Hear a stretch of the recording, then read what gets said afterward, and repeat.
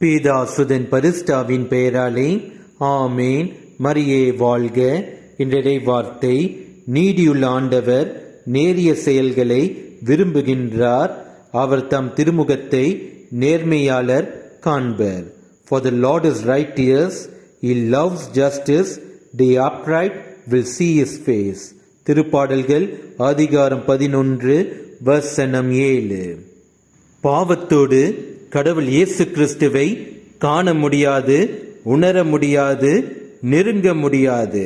உண்மையான பாவத்தை உணர்ந்து மனஸ்தாபப்பட்டு செய்த பாவத்தினால் பிறருக்கு ஏற்பட்ட விளைவுகளை, பாதிப்புகளை நினைத்து உணர்ந்து மனம் வருந்தி செய்த பாவத்தையே திரும்ப செய்யாமல் நேர்மையோடு வாழ்ந்தால்தான் கடவுள் இயேசு கிறிஸ்துவை நம் வாழ்வில் காண முடியும்.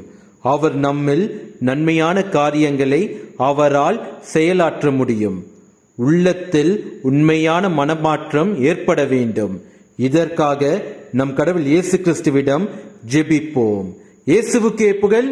மரியே வாழ்க. ஆமேன். செம்மறியின் விருந்துக்கு அழைக்க பெற்றோர் பேறு பெற்றோர், அவ்விருந்தை உண்டிட சென்றிடுவோம் இன்பம் பொங்க. செம்மறியின் விருந்துக்கு அழைக்க பெற்றோர் பேறு பெற்றோர், அவ்விருந்தை உண்டிட சென்றிடுவோம் இன்பம் பொங்க. இறைவன் தரும் விருந்திடு அதை உண்ண தடையென, உரைய வரும் இறைவனை நாம் ஏற்க தடையென. இறைவன் தரும் விருந்திடு அதை உண்ண தடையென, உரைய வரும் இறைவனை நாம் ஏற்க தடை என்ன.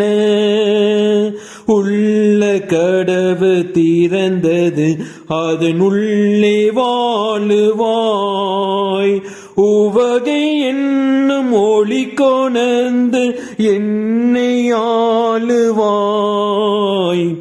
செம்மறியின் விருந்துக்கு அழைக்க பெற்றோர் பேறு பெற்றோர், அவ்விருந்தை உண்டிட சென்றிடுவோம் இன்பம் பொங்க.